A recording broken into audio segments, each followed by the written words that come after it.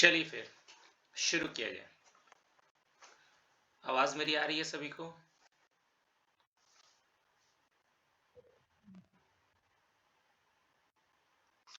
आवाज आ रही है मेरी?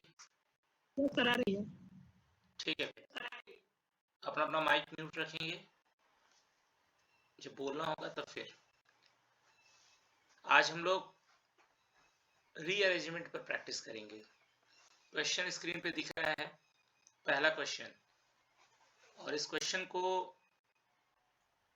अरेंज करने के लिए आपके पास 60 सेकेंड्स यानी हम 1 मिनट 1 मिनट का आपको समय दे रहे हैं। फटाफट इसको अरेंज करें। हम स्टॉप वॉच ऑन कर रहे हैं। चलिए, अभी से आपके पास 1 मिनट है।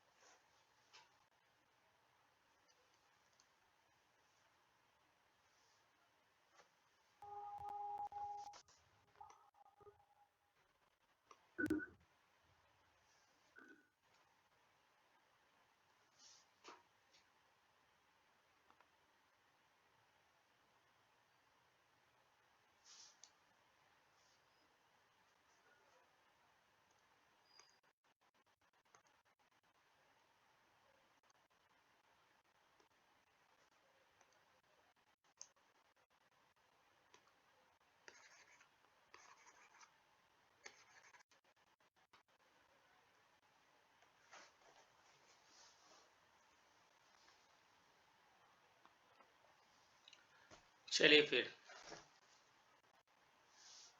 समय समाप्त हुआ। Time up.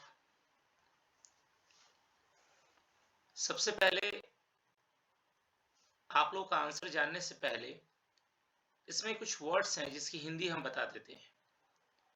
ये जो वर्ड दिख रहा है, कंसिस्टेंट। कंसिस्टेंट का मतलब सिंपल शब्दों में अगर हम कहें तो योग्य। यानी इसका अगर हम सिनोनिम्स लिखे तो हम लिख सकते हैं रिलेवेंट, या फिर हम लिख सकते हैं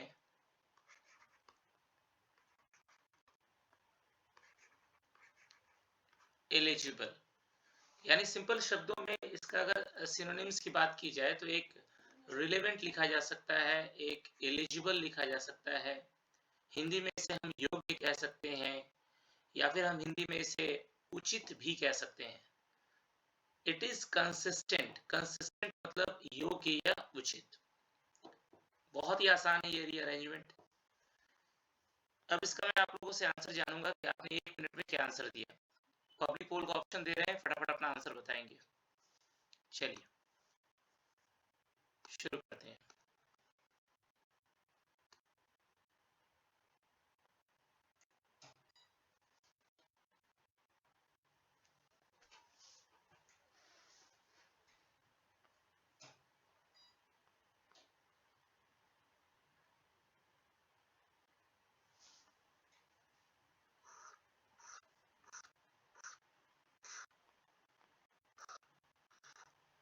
चलिए, लगभग सभी लोगों ने जवाब दे दिया है, सिर्फ एक स्टूडेंट को छोड़ करके। शायद उससे बन नहीं पाया है। आइए, हिंदी तो हम जान ही चुके हैं। कंसिस्टेंट की हिंदी क्या होती है? कंसिस्टेंट का हिंदी होता है योग्य या उचित। तो अभी हिंदी में कोई इश्यू नहीं है, हिंदी हम लोग को पता है। अब हम लोग यहाँ से थोड़ा सा इसको अरेंज करके देखते हैं। सेकेंडली, सेकेंडली मतलब दूसरा। फर्स्टली मतलब पहला, सेकेंडली मतलब दूसरा। It is consistent. It is consistent मतलब यह उचित है, यह योग्य है। अब जाहिर सी बात है, कंसिस्टेंट के साथ हम ये देखना होगा कि कौन सा सेंटेंस इसके साथ परफेक्ट या सुटेबल माना जाएगा। तो कंसिस्टेंट, यह उचित है। उचित किसके साथ हो सकता है? कंसिस्टेंट प्लेसेस, कंसिस्टेंट लैंड नहीं। It is consistent with human experience that.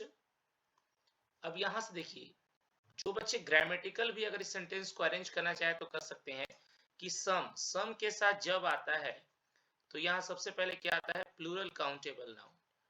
तो प्लूरल काउंटेबल नाउन की तरफ बात करें तो सम के साथ प्लूरल क्या आ जाएगा, प्लेसेस। यानी ये तो क्लियर है कि z और z के साथ क्या आएगा, y।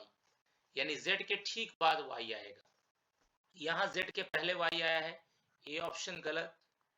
यहाँ z के बाद y आया है, ये थोड़ी देर के लिए माना जा सकता है। यहाँ z x y आया है, ये भी ऑप्शन क्या हो गया, गलत। b और c में लड़ाई है। देखना यह है कि पहला सेंटेंस z होगा या पहला सेंटेंस x होगा, बस यही हमको देखना है। सेकेंडली, दूसरा या दूसरी तरफ, इट इज कंसिस्टेंट, यह उचित है। अब जाहिर सी बात है, यह उचित है क्या, किसके साथ यह उचित है? उचित किसके साथ हो सकता है? जब भी होगा तो जाहिर सी बात है इंसान के साथ होगा, इंसान के अनुभव के साथ होगा। तो ये क्लियर है कि पहला सेंटेंस जब भी शुरू होगा तो एक्स से शुरू होगा, यानी X, it is consistent with human experience, यह उचित है मनुष्यों के अनुभव के साथ कि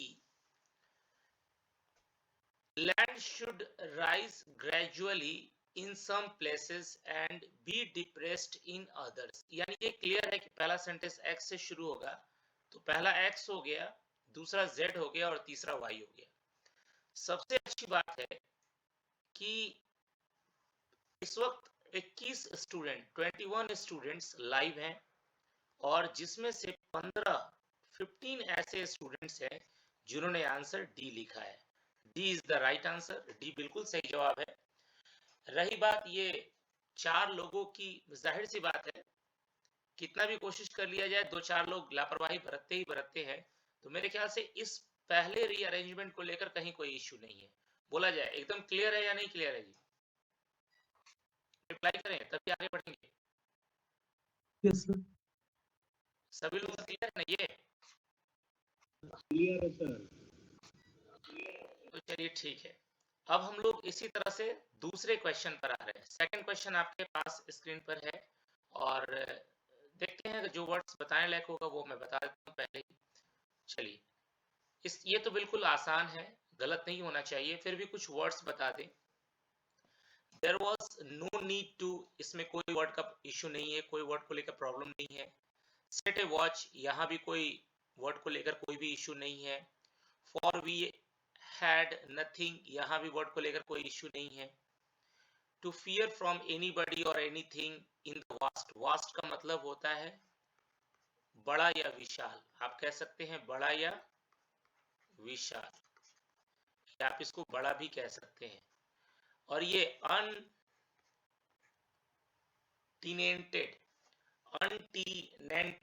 अनटीनेंटेड मतलब होता है किराए पर जिसे नहीं लगाया गया हो। टीनेंट, टीनेंट एक वर्ड सब लोगों ने सुना होगा। टीनेंट मतलब किराएदार होता है, जिसकी स्पेलिंग होती है TENANT। तो टीनेंट मतलब किराएदार हो गया। अन लग गया मतलब जो किराएदार नहीं है, और ईडी लग जाने से अब वो बन गया एडजेक्टिव, यानी जिस जगह को किराए पर नहीं लगाया गया हो। अनटीनेंटेड का मतलब किराए पर नहीं लगाया गया हो। और ये प्लेन, प्लेन का मतलब हम सिंपल शब्दों में कह सकते हैं समतल, या प्लेन मतलब आप बराबर भी कह सकते हैं। लेकिन यहाँ प्लेन का मतलब समतल या बराबर नहीं है। यहाँ प्लेन का मतलब हम सिंपल शब्दों में समझाएं तो हम कह सकते हैं कि मैदान। और अनटीनेंटेड का मतलब जिसे किराए पर न लगाया गया हो, जिसे किराए पर नहीं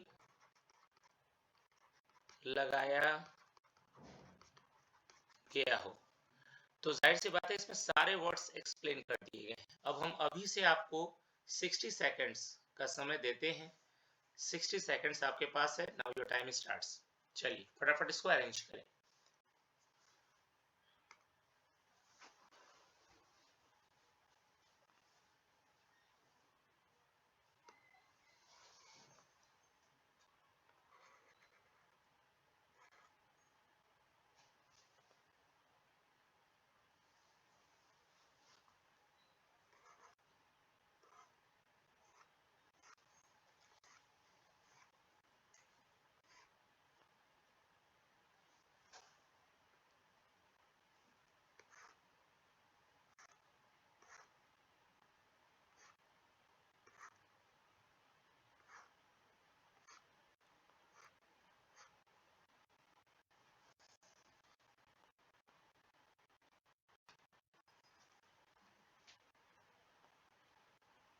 चलिए, टाइम ओवर हुआ, टाइम ओवर।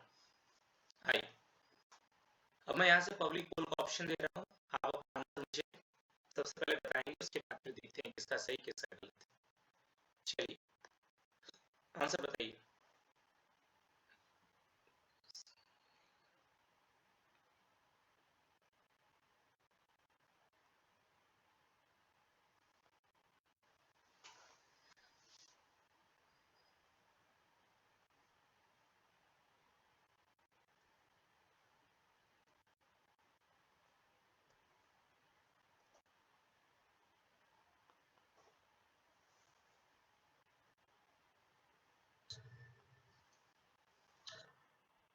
जल्दी करें,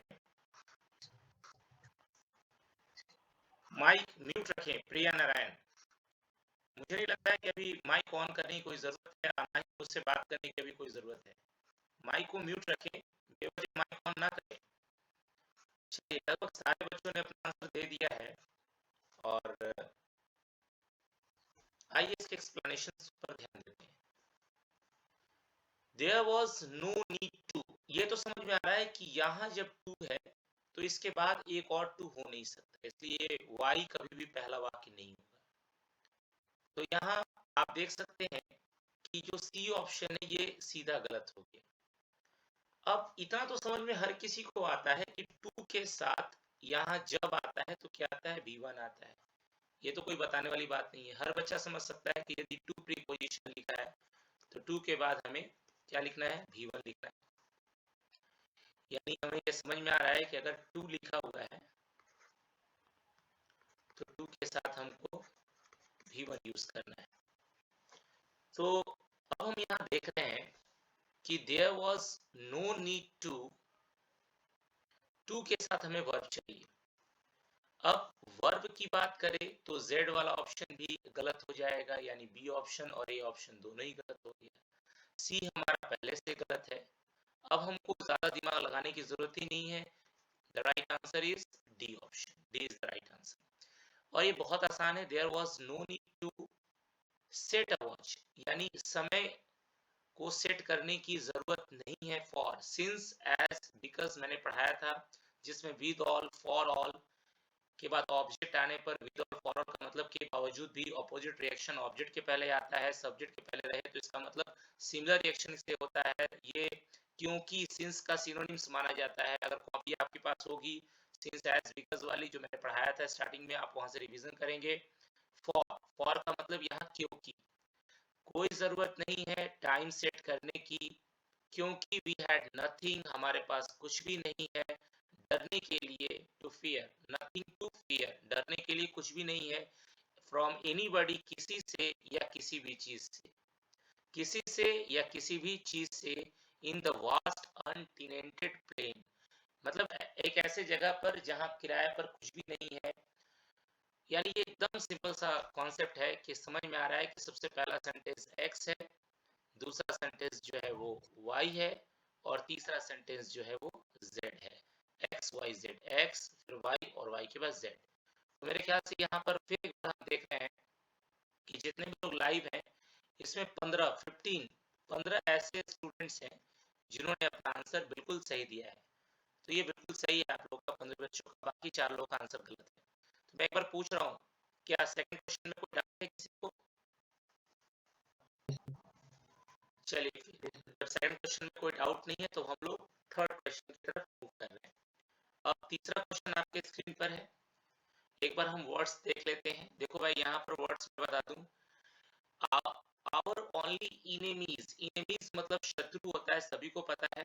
हीट, हीट का मतलब, वैसे तो हीट का मतलब आप, एक तो हीट ये होता है HIT, ये जो हीट होता है इसका मतलब होता है चोट मारना, किसी चीज पर कसकर मारना, हीट।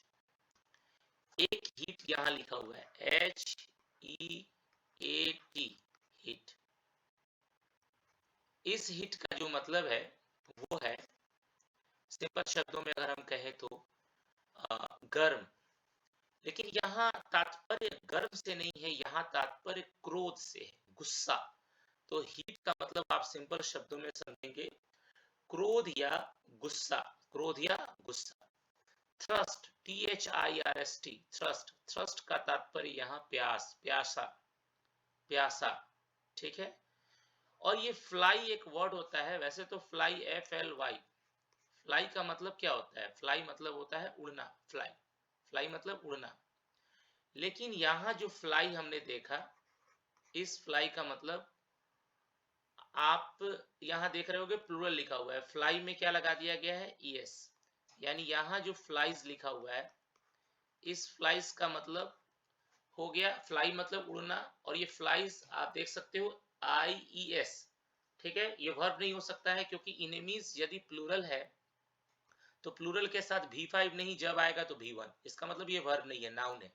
तो फ्लाइज का यहाँ तात्पर्य हो गया उड़ने से रिलेटेड बेलगाम, यानी कोई चीज उड़ता जब है तो वो कंट्रोल में नहीं होता है, जहां मन करता है वहां उड़ता है, तो फ्लाइज का मतलब बेलगाम।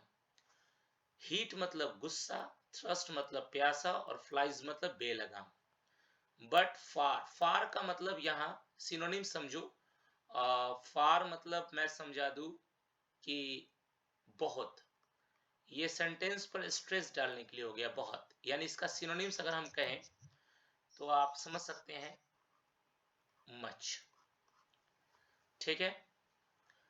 और फ्रॉम मैन, एंड ये क्या है, BEAST, best, BEAST, best, best का मतलब हम कह सकते हैं जानवर। और बाकी यहाँ rather would I have faced any danger, awful, awful मतलब हो गया बेतुका। तो सारे वर्ड्स यहाँ लगभग मैंने आपको बता दिए हैं।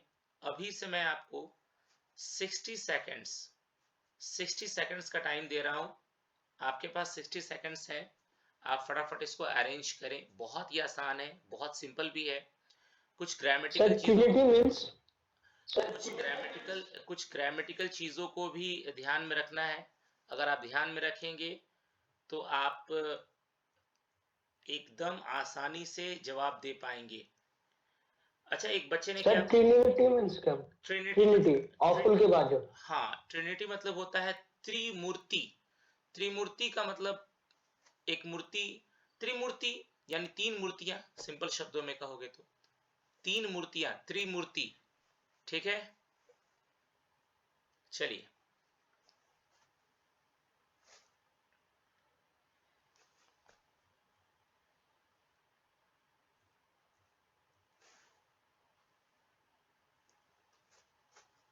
त्रिमूर्तियां। और ये ऑफुल मतलब आप कह सकते हैं, जैसे ऑफुल मतलब बेतुका या भयंकर भी कह सकते हो, सिंपल शब्दों में भयंकर, भयंकर, ऑफुल, भयंकर।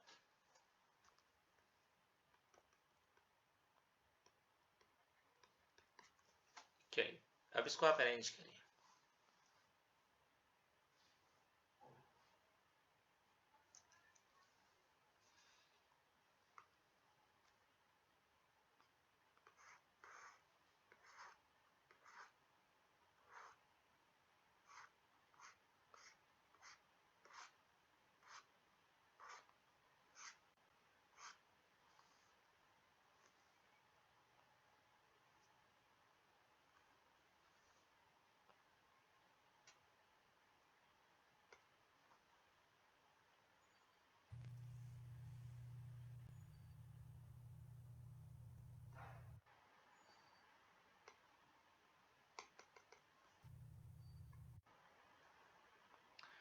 मेरे ख्याल से अरेंज हो गया होगा, थोड़ा सा 1 मिनट हम टाइम लेंगे।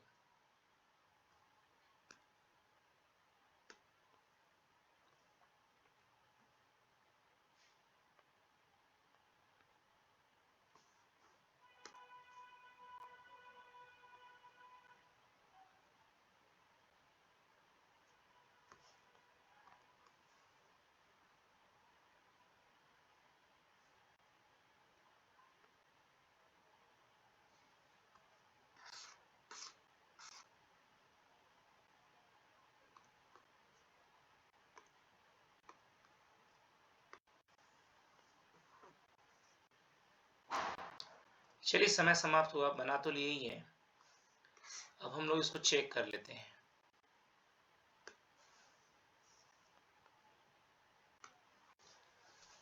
चलिए अब इसके एक्सप्लेनेशंस को थोड़ा सुन लेते हैं। मैं यहाँ से इसको हटा रहा हूँ। कह रहा है कि आवर ओनली इनेमीज, हमारे जो केवल शत्रु हैं वर। अब जाहिर सी बात है यदि यहाँ वर लिखा हुआ है तो अब यहाँ सिंपल सी बात अगर हम करें तो इतना तो समझ में सब लोग को आ रहा है कि वर के साथ ये फ्रॉम, मैन और बिस्ट देन, ये तो यहाँ वर के साथ फ्रॉम, मैन और बिस्ट देन, ये देन कहां से आ सकता है? क्योंकि जाहिर सी बात है अगर आप कहीं पर भी देन यूज कर रहे हो तो इसका मतलब ये क्लियर है कि देन के पहले जो एक डिग्री आएगा वो कंपैरेटिव डिग्री होगा। और देन के पहले अगर ये सेंटेंस हम लोग लिखते हैं आवर ओनली इनेमीज वर, इस पूरे सेंटेंस में कहीं भी कंपैरेटिव डिग्री नहीं है। इसका मतलब वाई से सेंटेंस की शुरुआत हो नहीं सकती है। और सबसे अच्छी बात यह है इसमें कोई भी सेंटेंस वाई से शुरू नहीं हुआ है। तो इतना तो समझ में आ गया कि वाई पहला वाक्य नहीं होगा। अब हम लोग ये देखते हैं कि our only enemies were rather, अगर मान लो हम ये रैदर वुड लिखते हैं तो हाउ इज इट पॉसिबल, ये कैसे संभव है? क्योंकि एक ही सेंटेंस में वर रैदर वुड, ये हमारे किसी भी स्ट्रक्चर में ऐसा नहीं पढ़ाया गया। वर रैदर वुड, वर भी हो और वुड भी हो, या तो वुड होगा या फिर वर होगा। इसका मतलब सेकंड सेंटेंस, ये जो सेकंड पॉइंट हमने जेड चेक किया, यानी जेड वाला भी पहला वाक्य नहीं हो सकता है। जब जेड पहला नहीं होगा तो बी और डी ये दोनों ही क्या होगा, गलत हो जाएगा। ठीक है, वैसे मैंने पब्लिक पोल का ऑप्शन दिया नहीं है अभी तक, एक बार मैं दे लेता हूं, उसके बाद मैं एक्सप्लेनेशन देता हूं। पहले अपना आंसर बता दो आप लोग, क्योंकि बनाकर सब लोग बैठे हुए हैं, सब लोग बनाकर बैठे हुए हैं, तो अपना एक बार आंसर बता दें।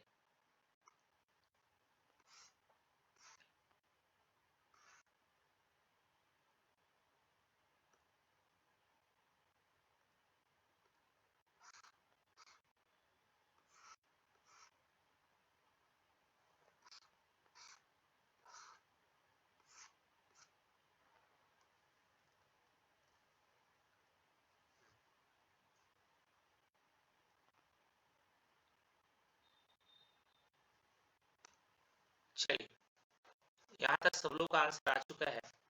अब हम एक बार इसको पब्लिश कर देते हैं। यहाँ अलग अलग आंसर्स आए हैं। 18 लोगों ने सी कहा है, 3 लोगों ने ए कहा है। अच्छा, बी और डी अब तो कहने का कोई सवाल ही नहीं होता है, ए और सी में लड़ाई है। देखते हैं ए और सी दोनों ही में एक्स जो है ये पहला वाक्य है। ये तो क्लियर है कि एक्स पहला है, क्योंकि our only enemies were heat, हमारे जो शत्रु थे वो गुस्से में थे, प्यासे थे और बेलगाम थे। लेकिन फार, फार का मतलब हो गया फार बराबर मच। तो यहाँ अब हमको मच का मतलब समझ में आ चुका है कि मच का मतलब क्या है, बहुत है। फार मतलब भी बहुत हो गया। और ये far rather, far rather would I have faced any danger from man or beast than, मैं ऐसा इसलिए पढ़ रहा हूं क्योंकि then के बाद rather नहीं आएगा। मान लो अगर हम सेंटेंस में कुछ यूं लिखे कि then पहले लिख दिए और तब जाकर के हम rather लिखे, तो then rather नहीं होता है। हर बच्चा प्रीफर में पढ़ा है कि rather than होता है। तो जब rather than होता है तो जाहिर सी बात है पहले हम z लिखेंगे और फिर y लिखेंगे। यानी ये क्लियर है कि पहला x है, x के बाद दूसरा जो है वो z है और तीसरा जो है वो y है। तो x z y, हम लोगों ने हिंदी भी नहीं किया, ग्रामेटिकल इसको सजाया, तो ये पूरा हो गया। 18 लोगों ने सी बोला है और सी इज द राइट आंसर। सी जो है वो बिल्कुल सही जवाब है। हाँ जी, बोला जाए। इसमें कहीं कोई डाउट किसी को भी? जल्दी रिप्लाई करें, इतना इंतजार में बैठे हुए हैं। किसी को कोई डाउट है? No doubt sir. चलिए ठीक है, तो हम लोग यहाँ तक क्लियर कर चुके हैं। अब हम आगे बढ़ते हैं चौथे क्वेश्चन पर। चौथा क्वेश्चन आपके स्क्रीन पर अब ये रहा। चलिए चौथा क्वेश्चन, इसमें कुछ वर्ड्स बता देते हैं सबसे पहले। जैसे एक वर्ड है, ये देखो एक वर्ड है स्ट्राइकिंग। तो स्ट्राइकिंग का मतलब तो ये क्या खुल गया,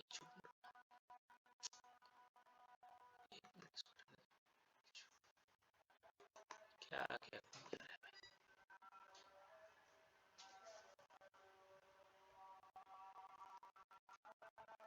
एक मिनट, थोड़ा सा टाइम दो, क्या खुल जाता है बिना मतलब। चलिए, तो यहाँ एक वर्ड जो है वो है स्ट्राइकिंग। देखो एक वर्ड होता है स्ट्राइक, STRIK, स्ट्राइक। स्ट्राइक का मतलब होता है चोट मारना, स्ट्राइक का मतलब होता है हड़ताल। अब तुमको दो मतलब मैंने बताया। स्ट्राइक का एक मतलब होता है किसी चीज पर चोट मारना, और एक मतलब होता है हड़ताल। ठीक है, आपको सोचना है कि स्ट्राइक का मतलब यहाँ क्या है। यहाँ मैं एक वर्ड बता रहा हूं, स्लेज, SLEDGE, स्लेज।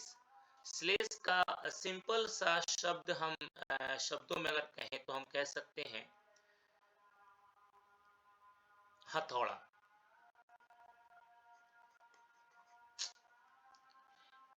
चल नहीं रहा है, हथौड़ा। सिंपल शब्दों में अगर हम कहें तो स्लेज का मतलब हो गया हथौड़ा। तो हथौड़ा से अब आप समझ सकते हो कि यहाँ स्ट्राइक का मतलब क्या होना चाहिए। मैं आप लोगों से पूछ रहा हूँ, यदि स्लेज का मतलब हथौड़ा है तो आप बताइए स्ट्राइक का मतलब हड़ताल होना चाहिए या स्ट्राइक का मतलब चोट मारना होना चाहिए? चोट मारना सर। चोट मारना सर।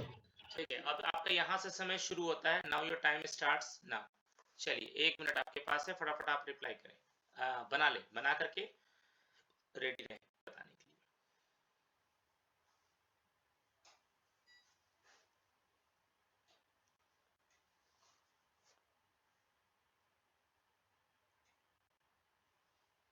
मारना होना चाहिए।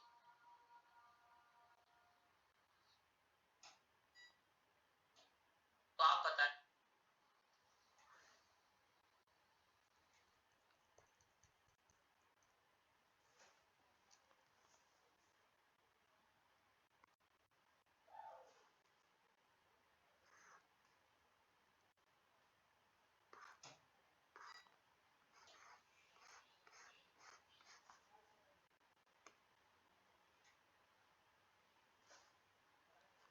मेरे ख्याल से 1 मिनट हो चुका है, ज्यादा हो गया समय। चलिए ठीक है, now your time, time up, समय समाप्त हुआ, समय आपका समाप्त हुआ।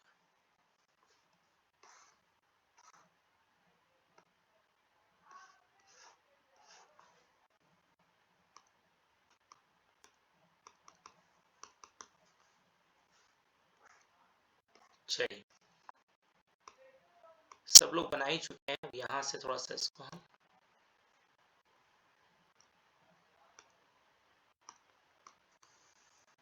आइए, सबसे पहले पब्लिक पोल के थ्रू इसका आंसर बता दें, उसके बाद देखते हैं क्या हो सकता है। चलिए अपना आंसर बताइए।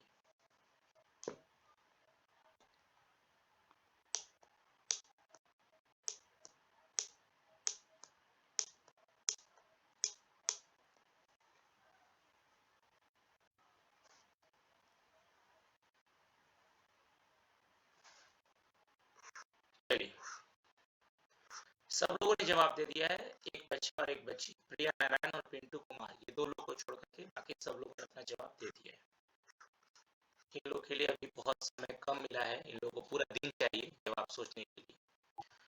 आइए हम लोग यहाँ पर थोड़ा इसका एक्सप्लेनेशन देख लेते हैं।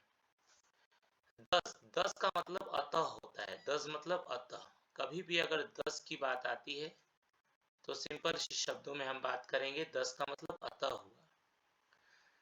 10 आई स्टैंड ऑन ए, अब जाहिर सी बात है स्टैंड ऑन, स्टैंड मतलब खड़ा होना, आप कहाँ खड़े हैं, है? चोट पर। अच्छा ऑन यहाँ है तो फिर एक अपॉन होगा नहीं, जाहिर सी बात है ऑन अपॉन दोनों एक साथ तो आएगा नहीं। कोई भी बच्चा समझ सकता है कि एक आदमी हिल, पहाड़ की चोटी पर खड़ा है, यानी पहला सेंटेंस एक्स हो गया। और खड़ा है साथ साथ क्या करता है, देखता है लेबर। लेबर मतलब मजदूर को क्या करते हुए, चोट मारते हुए। किस चीज से, हथौड़े से। किस चीज पर, अपॉन द डिस्टेंट रेलवे, यानी दूर में एक रेलवे पटरी बिछ रही है, उस पटरी पर मजदूर हथौड़े से क्या कर रहे हैं, चोट मार रहे हैं। तो जाहिर सी बात है, यहाँ एकदम क्लियर सा पॉइंट है कि हम लोग सबसे पहला सेंटेंस हमारे लिए क्या हो गया, मैं यहाँ से क्लियर कर दूं। सबसे पहला हो गया एक्स, एक्स के बाद हो गया जेड सी बात है जेड, और जेड के बाद हो गया वाई। तो एक्स जेड वाई वाला ऑप्शन अगर देखा जाए तो B is the right answer. और यहाँ आंसर रिजल्ट भी आ चुका है, सब लोगों ने अपना अपना जवाब दे भी दिया है। तो यहाँ हम इसको पब्लिश कर देते हैं। आप देख सकते हैं यहाँ 12 ऐसे स्टूडेंट्स हैं जिन्होंने अपना आंसर बी का है। हालांकि ये 3 2 और 2 यानी 3 2 5 2 7 लोग हम कह सकते हैं कि मूर्खता किए हैं। गलत तो होना नहीं चाहिए था, मगर अब मूर्खता है, ये गलती करना उनकी मूर्खता है। वो गलती कर रहे हैं तो करने दिया जाए। चलिए, अब हमको लगता है कि इस क्वेश्चन में कहीं कोई डाउट नहीं है, अब हम लोग आगे बढ़ना चाहिए। क्यों जी, इसमें कोई डाउट किसी को?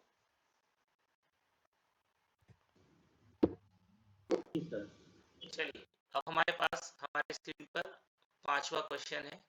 ध्यान से पढ़ेंगे, समझेंगे और रिप्लाई करेंगे। क्वेश्चन नंबर 5, कुछ वर्ड्स की हिंदी बता दें। तो को सीम, सीम का मतलब होता है मालूम पड़ना। इट सीम्ड टू देम, इस पूरे का मतलब हुआ उन लोगों को मालूम पड़ता था। ठीक है, सीम्ड मतलब हो गया मालूम पड़ना या लगना। मालूम पड़ना,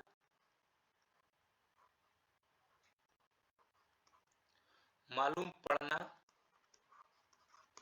या लगना, समझ में आ ही गया है। और यहाँ एक वर्ड है कंसीव। कंसीव का मतलब सिंपल शब्दों में हम कहें तो कह सकते हैं विचार करना। विचार करना, कंसीव विचार करना। और तो कहीं कोई वर्ड में हमको कोई इशू दिख नहीं रहा है। अपवर्ड, अपवर्ड का मतलब होता है ऊपर की ओर। अपवर्ड मतलब ऊपर की ओर। और प्रेजेंट मतलब होता है वर्तमान। पोजीशन मतलब स्थिति। सॉलिड मतलब ठोस, लैंड जमीन। राइजन ऊपर उठना, गो डाउन नीचे आना, देन, सारी चीजें क्लियर है। चलिए, यहाँ से आपके पास समय शुरू होता है। 60 सेकेंड्स आपके पास है, सोच ले, समझ ले और इसका भी आंसर बताने के लिए तैयार है।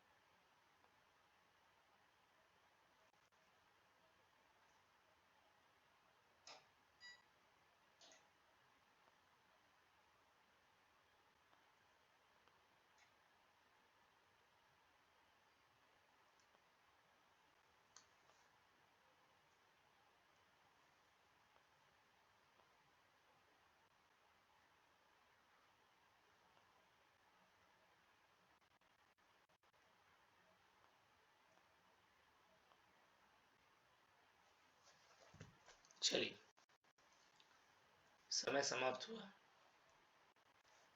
चलिए, टाइम तो 1 मिनट से ज्यादा ही हमने दे दिया। हो गया टाइम अप, समय समाप्त हुआ। चलिए, सब लोग तैयार हैं अपने अपने आंसर्स के लिए बताने के लिए। हम आपके सामने पब्लिक पोल का ऑप्शन रख रहे हैं।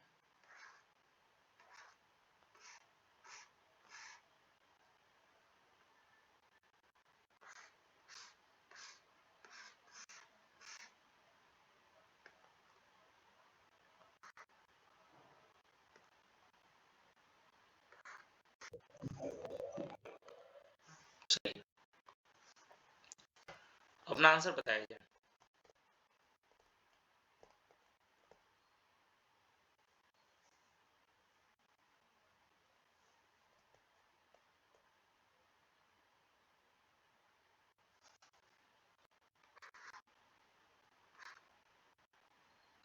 चलिए लगभग सब लोग का आंसर आ गया है, एक दो लोग को छोड़कर सिर्फ एक बच्चा है उसका जवाब नहीं आया, उसको रहने दिया जाए, उससे नहीं बन पाया। आइए इसका समझते हैं Hindi. It seem to them, उन लोगों को मालूम पड़ता था, फार इजियर, बहुत आसान। उन लोगों को क्या मालूम पड़ता था कि मतलब कोई चीज बहुत ही आसान है। अच्छा क्या आसान है? टू कंसीव, विचार करना, विचार करना कह लो या कल्पना करना, विचार करना। अच्छा देखो इजियर वर्ड यूज हुआ है, इजियर का मतलब यहाँ कौन सा डिग्री है? Comparative degree. तो इजियर कंपैरेटिव है तो जाहिर सी बात है इसके बाद वाले सेंटेंस में कंपैरेटिव के साथ क्या आता है? कंपैरेटिव के साथ आता है देन, यानी अगला वाक्य में क्या आएगा? देन आएगा। अभी देन कहाँ है हम ढूंढते हैं, तो देखो देन यहाँ है, यानी ये क्लियर है कि it seem to them far easier to conceive than, यानी ये पहला सेंटेंस क्लियर है कि एक्स होगा। अब एक्स का मतलब ये तीनों ही वाक्य सीधा सीधी गलत हो गया, आगे का अरेंज करने की जरूरत ही नहीं है, हमारा सेंटेंस यहीं से बन चुका है। अब conceive that water had gone down then the solid land had risen। अच्छा देखो risen मतलब ऊपर उठना, तो कोई चीज ऊपर उठेगा तो जाहिर सी बात है अपवर्ड, ऊपर की ओर जाएगा। इसका मतलब ये क्लियर है कि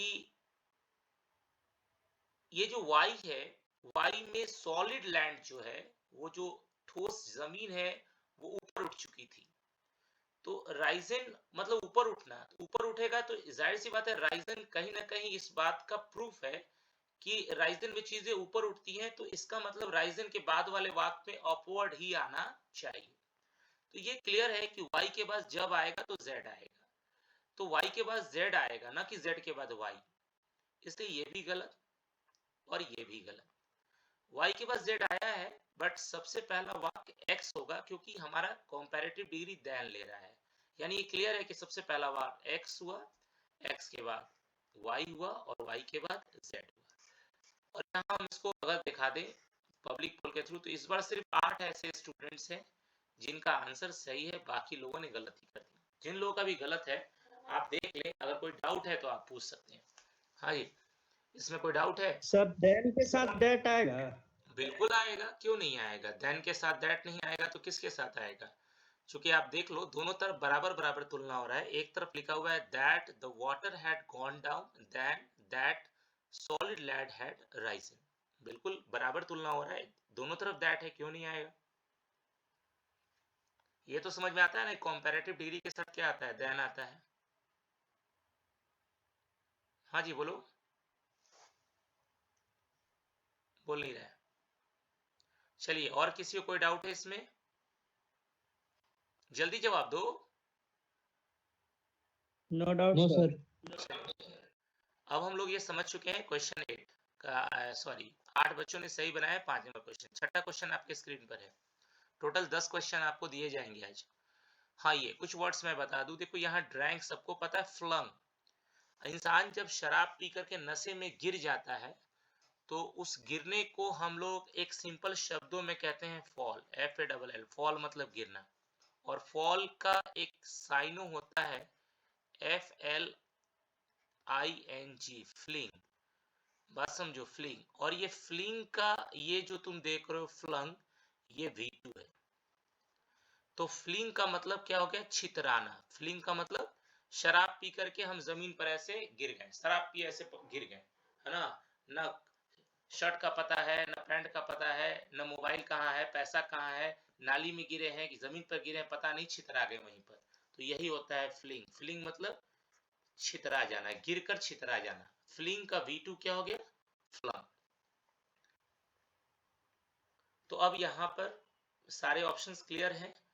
थॉरली, थॉरली मतलब पूरी तरह से, थॉरली का मतलब पूरी तरह से,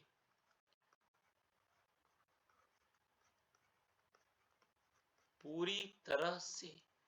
और tired out and ourselves down on the, ये बहुत आसान है। चलिए 60 सेकेंड्स आपके पास है, 60 सेकेंड्स यू है। जल्द से जल्द इसको अरेंज करें।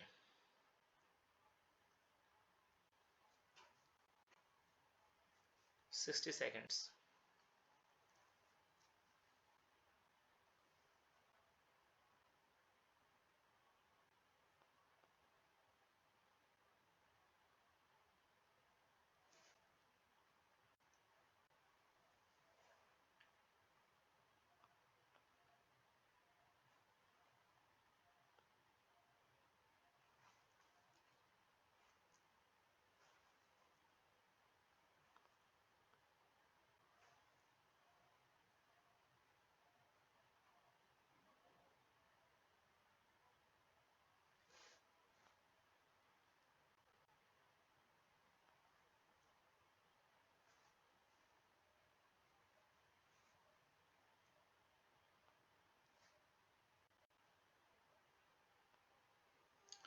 चलिए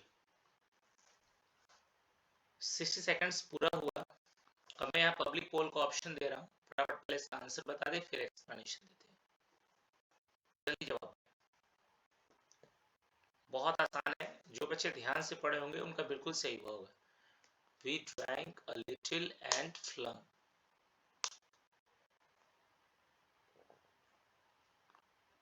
अगर इस क्वेश्चन को कोई बच्चा गलत बनाएगा तो ये मान लिया जाएगा उसके पास एकदम माइंड नहीं है,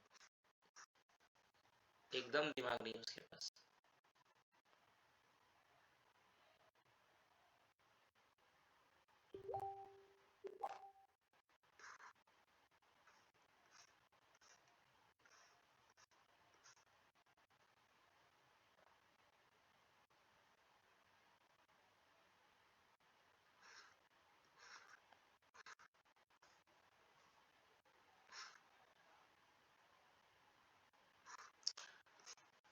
चलिए तो यहाँ थोड़ा सा एक्सप्लेन कर देते हैं। अच्छा देखिए इस बार क्या हुआ है कि ये मेरी गलती है टाइप को लेकर के। ए ऑप्शन और डी ऑप्शन, ए और डी, ये दोनों एक ही टाइप हो गया है, यानी ए ऑप्शन और हमारा डी ऑप्शन ये दोनों एक ही टाइप हो गया है। ZYX और ZYX यानी जो भी बच्चे ए कहें या डी कहें उनका आंसर सही मान लिया जाएगा अभी, क्योंकि ये मेरी गलती है, मैंने ध्यान नहीं दिया। We drank a little and flung, हम लोग थोड़ा पिए और पीने के बाद छितरा गए यानी गिर गए। नशे में आदमी पीकर कैसे गिर जाता है, छितरा जाता है जमीन पर। अच्छा छितराए कहाँ, खुद को, कहाँ, डाउन नीचे, कहाँ, ऑन द सैंड, जमीन पर। थॉरली टायर्ड आउट और पूरी तरह से क्या हो गए, थक चुके हैं, टायर्ड मतलब थका हुआ। एंड सुन और जल्द ही वर अस्लीप, सो गए। तो जाहिर सी बात है एकदम आसान है, पिए, गिर के वहीं जमीन पर छितरा गए यानी बालू पर और पूरी तरह थके हुए थे, फिर हम जल्द ही सो गए। यानी ये क्लियर है कि पहला ऑप्शन Z है, Z के बाद Y है और Y के बाद हमारा X है। ZYX दोनों में लिख दिया गया है, इसलिए A और D जो भी बच्चों ने ए या डी अपना आंसर पब्लिश पोल के जरिए दिया है उनका सही मान लिया जाएगा। तो मैं देख लेता हूँ, यानी 9 4 13, 9 + 4 13, 13 स्टूडेंट्स हैं जिन्होंने अपना आंसर सही दिया है। 13 स्टूडेंट्स का आंसर बिल्कुल सही। 5 लोग हैं जो बी कह रहे हैं, बी का मतलब उनके हिसाब से है YZX, उनके पास हमको नहीं लगता है कि दिमाग है। अब ज्यादा हम क्या बोले, उनके पास दिमाग नहीं है, थोड़ा सा पीते हैं छितरा जाते हैं इस सैंड बालू। उनको ये भी समझ में नहीं आता है कि बालू के पहले कुछ प्रीपोजिशन आएगा, बालू पर छितराते हैं, बालू के अंदर छितराते हैं। इनके पास माइंड बोल करके चीज नहीं है। अब जिसके पास माइंड नहीं है उसको पढ़ाना समझाना, उसको रिजल्ट तक पहुंचाना बहुत ही असंभव सी बात है। चलिए मैं पूछ रहा हूँ सारे बच्चों से, एकदम क्लियर है क्वेश्चन? अरे जल्दी बोलो ना जी। चलिए अब हम आगे बढ़ते हैं अगले क्वेश्चन पर, क्वेश्चन नंबर 7, 7वां क्वेश्चन। आपके पास टाइम है 7वें क्वेश्चन के लिए, अभी से समय आपका शुरू होता है। थोड़ा सा वर्ड चेक कर लेते हैं। Standard time lives often take it for granted. Assume मतलब अनुमान लगाना. To be a part of. Natural मतलब प्राकृतिक. Phenomena मतलब घटना, प्राकृतिक घटना. ठीक है, तो यहां पर कोई दिक्कत नहीं है. चलो, यहां से मैं आपका स्टॉप वॉच ऑन कर रहा हूं.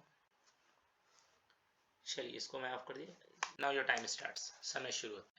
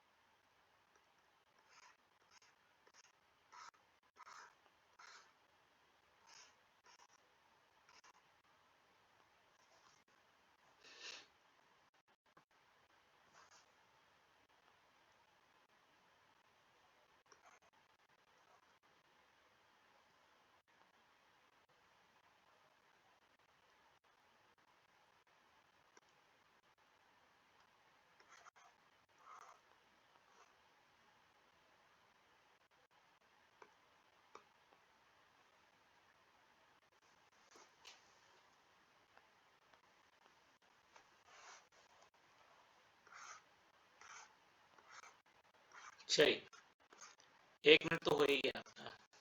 अब हम लोग अपने क्वेश्चन पर आते हैं. चलो फिर यहां से एक्सप्लेनेशन देख लेते हैं.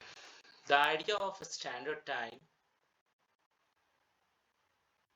स्टैंडर्ड टाइम, देखो एक वर्ड होता है STZ, ये शॉर्ट फॉर्म है, जिसका मतलब होता है स्टैंडर्ड टाइम जोन.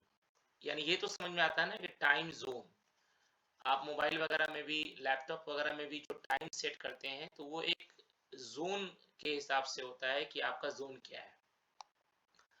तो स्टैंडर्ड टाइम जोन, ये जो भी बच्चे जनरल कंपटीशन की तैयारी में लगे हुए हैं, उनको ये पता होता है कि स्टैंडर्ड टाइम जोन होता है. फिलहाल मैं थोड़ा सा आंसर जान जाऊँ आपका कि आपने आंसर क्या दिया है. पहले अपना आंसर बता दिया सब लोग, क्या आंसर सोचा है.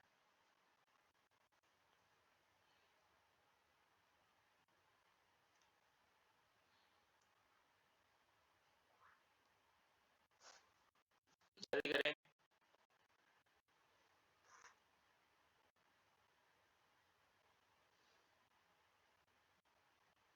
चलिए, सब लोग आंसर आ चुका है.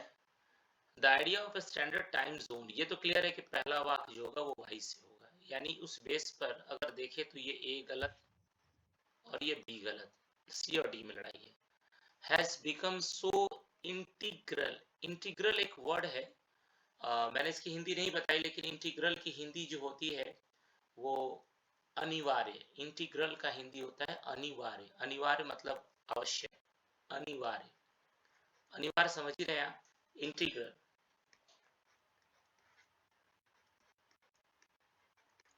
अनिवार्य. तो idea of a standard time zone, standard time zone का जो आइडिया है वो हैज बिकम, बन चुका है, बहुत ज्यादा अनिवार्य. टू आवर क्या, आवर क्या, जाहिर सी बात है, टाइम जोन, समय हमारे लिए बहुत ज्यादा अनिवार्य हो चुका है, अति आवश्यक हो चुका है. तो कोई बच्चा समझ सकता है कि आवर क्या, लाइव्स, हमारे जीवन के लिए. That we often take it for granted and assume it to be a part of natural phenomena. यानी टाइम जोन जो है वो अनिवार्य बन चुका है हमारे जीवन के लिए, जो हम अक्सर इस्तेमाल करते हैं. We often take it for granted. Granted मतलब प्रमाणित करने के लिए हम अक्सर इसको यूज करते हैं और अनुमान लगाते हैं कि ये हमारे नेचुरल प्राकृतिक घटनाओं का एक भाग है. कोई बच्चा समझ सकता है कि सबसे पहला होगा वाई और वाई के बाद हो जाएगा, जाहिर सी बात है, एक्स, और एक्स के बाद हो जाएगा जेड. तो वाई एक्स जेड वाला अगर हम ऑप्शन देखें तो वो डी है. D is the right answer. सबसे अच्छी बात है कि 12 ऐसे बच्चों ने डी ऑप्शन पर टिक लगाया है. तो जिन लोगों का गलत है वो 6 लोग हैं.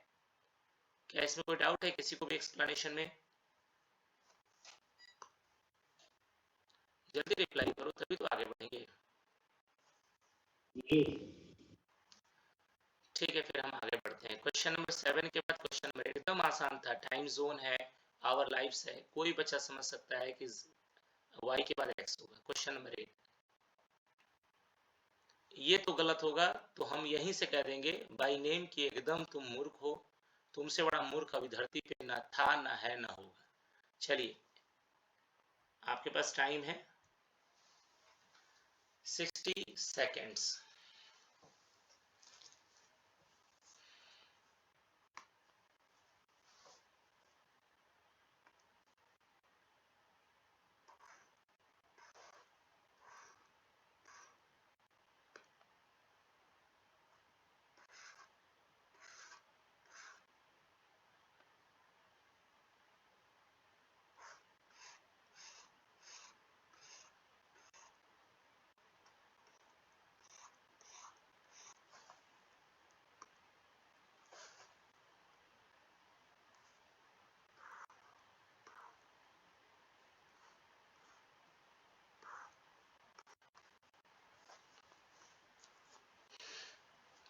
हालांकि ये क्वेश्चन बन गया होगा सब लोगों का, इसमें कुछ है नहीं।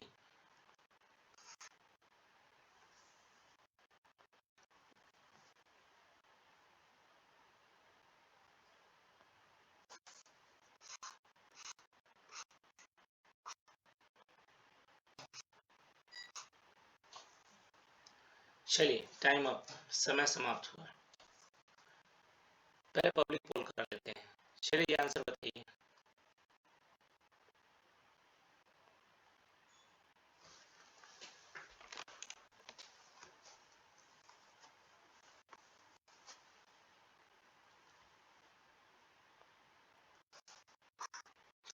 जवाब आ गया है। एक दो लोग हैं, उसके लिए इतना समय बहुत कम पड़ गया, उसको अभी और चाहिए एक आध घंटा।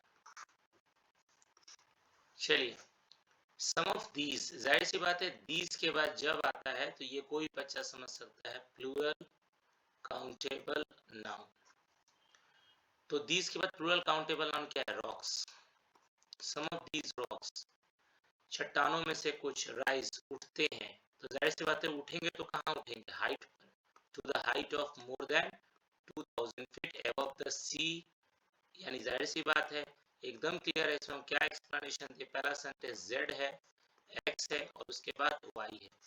तो z x y का ऑप्शन देखा जाए तो ये है B option, B is the right answer. और इस बार सबसे अच्छी बात है कि जितने बच्चे हैं सब लोगों का ये आंसर सही है, सब लोगों ने सही बनाया। चलो, बहुत अच्छा है। क्वेश्चन नंबर 8 के बाद हम बात करेंगे 9 नंबर क्वेश्चन पर। चलिए, इसमें कुछ वर्ड्स बता देते हैं। इविडेंटली, इविडेंटली का मतलब होता है जाहिर तौर पर, यकीनन, जाहिर तौर पर कहो, यकीनन कहो, या फिर कह सकते हो स्पष्ट रूप से, या कह सकते हो बेशक, इविडेंटली। यानी आप कह सकते हो बेशक, या कह सकते हो जाहिर, जाहिर तौर पर। समझ में आ ही गया तो फिर क्या, मिटा देना इसको। अब हम लोग यहां से समझ रहे हैं जाहिर तौर पर हो गया। अब ये चीज यहां तक तो समझ में आ ही गया है। अब ये क्या है अगला कि डेडली लुकिंग कोबरा, कोबरा एक सांप की प्रजाति की बात हो रही है, और डेडली लुकिंग मतलब घातक दिखने वाला है, जानलेवा दिखने वाला। डेडली मतलब खतरनाक दिखने वाला, लुकिंग मतलब दिखने वाला, खतरनाक दिखने वाला। एक वर्ड है यहाँ आर ई, देखो एक वर्ड है REPTILES, रेप्टाइल्स। तो रेप्टाइल्स का मतलब होता है रेंगने वाला, जमीन पर रेंगने वाला। तो जाहिर सी बात है रेंगने वाला अगर कुछ है इस पैसेज में तो उतना तो समझ में हर बच्चा समझ सकता है कि रेंगने वाला अगर कुछ है तो वो है क्या भाई? तो सांप है, रेप्टाइल्स। तो रेप्टाइल्स का मतलब आप सिंपल शब्दों में कह सकते हो सांप। सांप, ठीक है, सांप। थोड़ा सा लिखने में इशू आ रहा है। तो रेप्टाइल्स मतलब सांप हो गया, और बाकी कहीं कोई एक्सेप्शन मतलब अपवाद, एक्सेप्शन मतलब अपवाद, एक्सेप्शन मतलब अपवाद, सभी को पता है। अब यहाँ से हम समय दे चुके हैं, आपके पास टाइम है 30 सेकेंड्स, सॉरी 60 सेकेंड्स, अरेंज कर लो।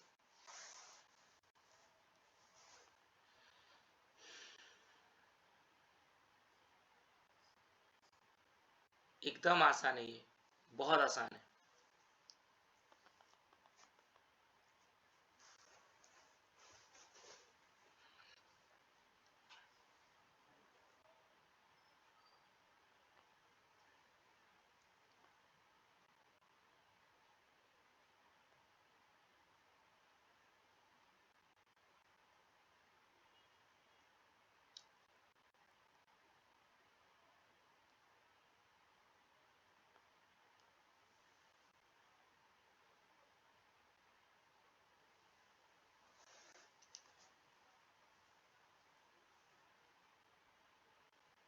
चलिए,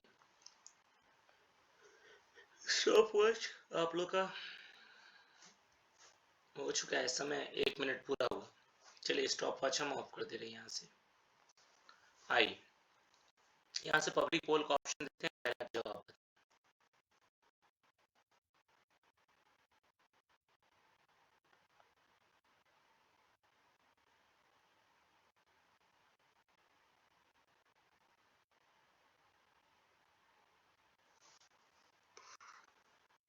एक बच्ची अनामिका कुमारी, सिर्फ उसने जवाब नहीं दिया, बाकी सब लोगों का जवाब आ चुका है। आइए इसको अरेंज करते हैं। इविडेंटली, इविडेंटली मतलब हो गया यकीनन।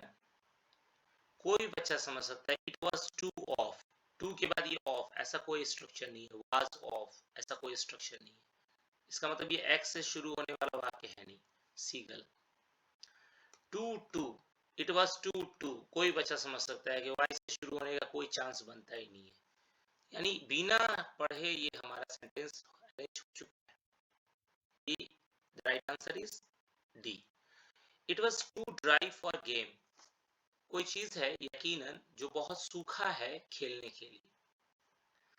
एंड विद द एक्सेप्शन, कोई भी बात समझ सकता है कि with the exception of A deadly looking cobra, एक अपवाद के साथ कि बहुत सूखा है, यहाँ अपवाद के तौर पर कि शायद ही कोई यहाँ कोबरा हो, मतलब अपवाद है, कोबरा का मिलना यहाँ अपवाद है। अगर मिल गया तो अब इस पर कुछ कहा नहीं, कमेंट नहीं किया जा सकता है, बट यहाँ मिलने का कोई चांस नहीं है, एक्सेप्शन है। अगर मिल गया तो अपवाद मान के चलेंगे। वैसे यहाँ बहुत सूखा है, यहाँ कोई कोबरा मिलने वाला है नहीं। और टू या फिर दो विसा, जो हम लोगों ने देखा था, नो रेप्टाइल्स, यानी जो दो सांप हमने देखा था वो सांप भी यहाँ मिलने का कोई उम्मीद नहीं है। एक्सपेक्टेशन, एक्सेप्शन, अपवाद यानी नहीं है। सिंपल सी बात, यकीनन यह बहुत सूखा है खेलने के लिए। विद द एक्सेप्शन, अपवाद के साथ। अपवाद का मतलब अगर वो चीज मिल जाता है तो ये इग्नोर करने वाली बात है, लेकिन यहाँ मिलने वाला नहीं है। क्या नहीं मिलने वाला है? तो वो डेडली लुकिंग कोबरा, खतरनाक दिखने वाला कोबरा नहीं मिलेगा, और ना ही यहाँ पर वो दो सांप मिलेगा जो हम लोगों ने देखा था। इसका हम लोगों ने देखा था दो सांप, वो दो सांप भी आपको मिलने वाला नहीं है। नो रेप्टाइल्स, यानी दो सांप जो हम लोगों ने देखा था वो दो सांप भी यहाँ पर नो रेप्टाइल्स वो नहीं है। तो यहाँ पे एकदम क्लियर है कि Z से शुरू होगा पहला, और दूसरा X और तीसरा Y। सबसे अच्छी बात है कि जितने भी लोग लाइव हैं, 3 लोग को छोड़ करके सारे बच्चों ने सही बनाया। अब ये 3 लोग पता नहीं क्यों बी टिक लगाए हैं, उनके पास दिमाग नहीं है, क्या नहीं है कि दिमाग बेच दिए हैं। It was too to we saw no reptiles, उनसे पूछना पड़ेगा या खुद वो सोचे बैठ करके कि ऐसा क्यों हुआ। हाँ जी बोलो, इसमें कोई डाउट है किसी के एक्सप्लेनेशन पर? तो हम लोग आगे बढ़ते हैं अगले और लास्ट क्वेश्चन की ओर। आपको 10 क्वेश्चन मैंने कहा था रीअरेंज कर देंगे, ये 10वां क्वेश्चन रहा। चलिए, ये बहुत आसान है, अगर यहाँ कोई बच्चा गलती करेगा तो मान लिया जाएगा उसके पास कोई दिमाग नहीं है। वैसे कुछ वर्ड्स हिंदी बता दें। यहाँ से देखो लेवल, लेवल मतलब स्तर होता है, पता है। सी मतलब समुद्र होता है। हॉरिजॉन्टल, साइंस के बच्चे हैं, हॉरिजॉन, ये देखो, ये जो बिजली का खंबा है ये वर्टिकल है, और ये दो खंभों के बीच जो तार खींची गई है इस रूप में, ये होता है हॉरिजॉन्टल, इसी को हॉरिजॉन्टल बोलते हैं। तो हॉरिजॉन्टल मेरे ख्याल से जितने भी बच्चे लाइव क्लास कर रहे हैं उनको पता होगा जी, हॉरिजॉन्टल पता है ना। yes, अब हम लोग आगे बढ़ते हैं, पोजीशन, स्थिति। ये क्या है, STRATA, स्ट्रेटा। स्ट्रेटा का मतलब अगर हम कहें तो हम कह सकते हैं अस्तर या परत। स्ट्रेटा मतलब परत, परत कहो या अस्तर कहो एक ही बात है। मरीन, मरीन समुद्री होता है, जो पानी में रहता है उसे मरीन कहते हैं। मरीन शिप भी होता है जो पानी के अंदर पनडुब्बी होता है। मरीन एनिमल्स होते हैं जो पानी समुद्र के अंदर जानवर पाए जाते हैं। तो मरीन कोई भी हो सकता है, जो भी पानी के अंदर है वो मरीन है। ओरिजिन, ओरिजिन मतलब जीव, ओरिजिन मतलब जीव। उत्पत्ति, ओरिजिन का मतलब उत्पत्ति भी आप कह सकते हैं। ऑकर मतलब होना, घटित होना, होना। एबव द, एबव मतलब ऊपर, जो भी है समझ में आ रहा है। अपीयरेंस, अपीयरेंस मतलब आप कह सकते हैं उपस्थिति। अपीयरेंस का मतलब उपस्थिति या दिखावट। अपीयर मतलब प्रकट होना होता है, अपीयरेंस मतलब उपस्थिति या दिखावट। Now the first and most, पहला और सबसे अच्छा। तो ये एकदम वर्ड यहाँ पर क्लियर है। चलिए 60 सेकंड्स आपके पास है, 60 सेकंड्स, सॉल्व करें। लास्ट क्वेश्चन है, हर कोई कोशिश करेगा कि सही हो।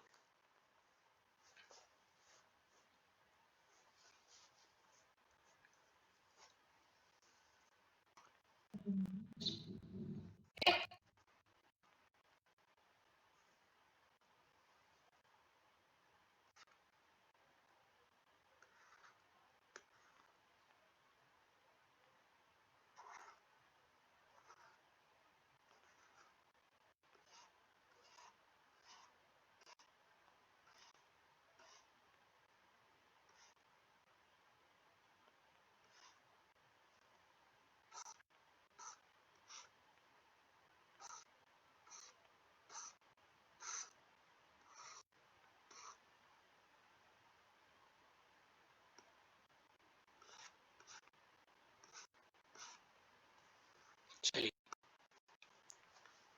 मेरे ख्याल से क्वेश्चन बन भी गया होगा, ये आपका समय भी पूरा हुआ, समय हो चुका है। चलिए time up, stop watch of कर देते हैं। चलिए, पब्लिक पोल का ऑप्शन है, फटाफट आंसर बताइए।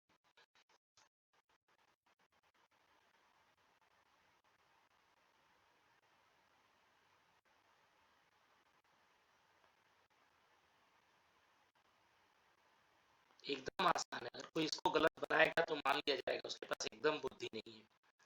एकदम आसान है क्वेश्चन,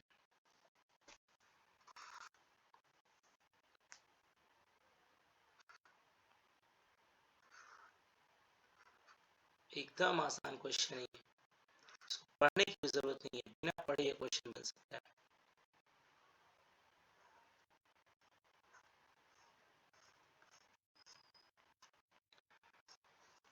देखिए, इसको थोड़ा ग्रामेटिकल चेक कर लेते हैं। ये तो समझ में आ रहा है कि एभव क्या, एभव जब भी आएगा तो ये समझ में आ रहा है कि एभव लेवल ऑफ सी।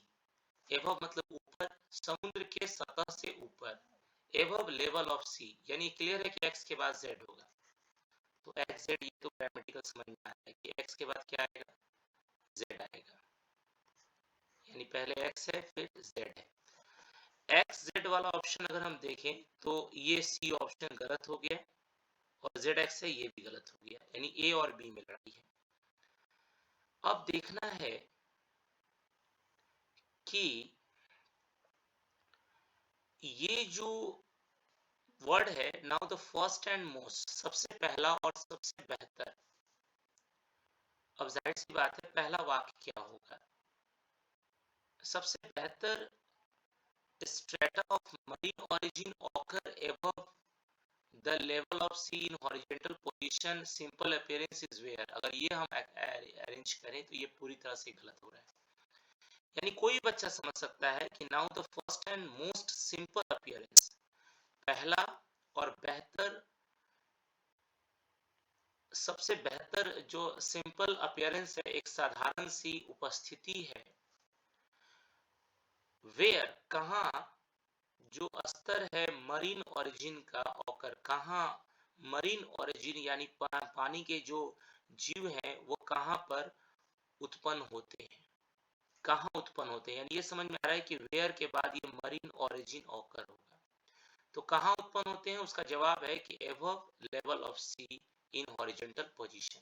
यानी हर बच्चा समझ सकता है कि पहला सेंटेंस जो है वो एक्स नहीं हो सकता है, जब होगा तो पहला सेंटेंस क्या होगा, वाई होगा। आप अभी भी लाइव में आप देख सकते हैं कि now the first and most simple appearance is, माने सबसे सिंपल, फर्स्ट मतलब पहला और मोस्ट सिंपल मतलब सबसे बेहतर जो उपस्थिति है, साधारण सी उपस्थिति है, वो ये है कि कहाँ मरीन ओरिजिन यानी समुद्री जो जीव हैं वो ऑकर होते हैं। वो जवाब में बता रहा है आगे कि वो जिस जगह पर उत्पन्न होते हैं वो जगह है एबव लेवल ऑफ सी। यानी ये क्लियर है कि पहला सेंटेंस वाई होगा और वाई के बाद दूसरा सेंटेंस होगा एक्स और एक्स के बाद होगा जेड। तो y हो गया, y के बाद x हो गया और x के बाद z हो गया। यानी एकदम क्लियर है कि इसका आंसर हम लोग यहाँ पर समझ सकते हैं कि इसका रियल आंसर जो है वो बी होने वाला है। और आपको बता दें यहाँ 11 ऐसे स्टूडेंट्स हैं जिन्होंने अपना आंसर बी दिया भी है। तो ये 3 2 5 2 7 लोग जिनका गलत हुआ है, मैं उनसे पूछ रहा हूँ अच्छे से, कोई एक्सप्लेनेशन में डाउट है तो तुम पूछ सकते हो, कोई बच्चा एक बार देख सकता है, अगर कोई डाउट है तो आप पूछ सकते हो। एकदम आसान है। Now the first and most simple appearance, सबसे साधारण उपस्थिति है कहाँ मरीन ऑरिजिन उत्पन्न होते हैं और जगह है above the sea level in horizontal position. Horizontal मतलब होता है समतल। हाँ जी बोला जाए, इसमें कोई डाउट किसी को भी? नहीं सर। चलिए, तो ये 10 क्वेश्चन आज आप लोग को दिया गया था। अब थोड़ा सा मैं लास्ट में पूछ लूं किसका कितना सही हुआ है, हमें मोटा मोटा ओवरऑल करके आपको बताएंगे। तो अगला क्वेश्चन क्या है देख लेते हैं। कुछ भी नहीं है, 10 है। तो एक यहां से समझ लें, पब्लिक पोल का ऑप्शन देंगे, अगर किसी का 10 में 10 रीअरेंजमेंट सही हुआ है तो वो ए ऑप्शन को टिक लगाएगा। किसी का 10 में अगर 9 सही हुआ है तो वो बी चुनेगा। किसी का अगर 10 में 8 सही हुआ है तो वो सी, और अगर 7 सही हुआ है तो डी। 4 विकल्प है हमारे पास, यही आपको बताना है। चलिए यहाँ से मैं ऑप्शन दे रहा हूँ, जरा बताएंगे, इससे क्लियर हो जाएगा किसका कितना सही हुआ है।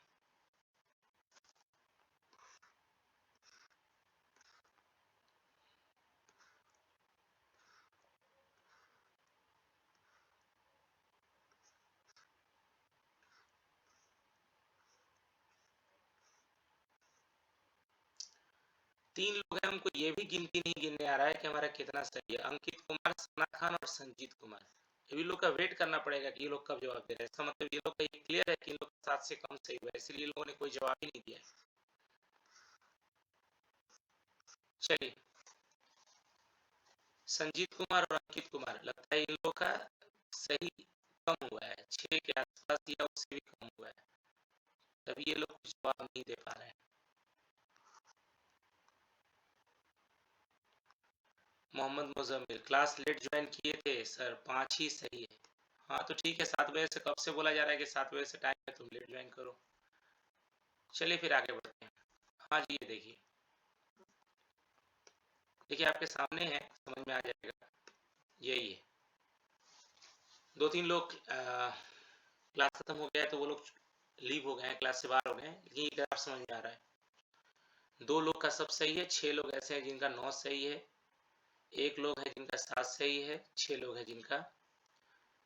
चलिए जी क्लियर है, तो इसमें कोई डाउट किसी को भी? No sir. तो ठीक है, नो सर। ठीक है। अब जो भी है अब हम लोग का क्लास में अपना जो टॉपिक चल रहा है कल उस पर बात करेंगे। सुबह 6 बजे हम बता ही चुके हैं किसको क्या पढ़कर आना है, कल क्या पढ़ाया जाएगा, सारा चीज़ टेलीग्राम पे पोस्ट कर दिया गया है। कल फिर क्लास में और भी जो मटेरियल होगा लाइव सेशन के लिए दे दिया जाएगा, फिर कल बात किया जाएगा। चलो ठीक है, फिर रख रहे हैं। Good night.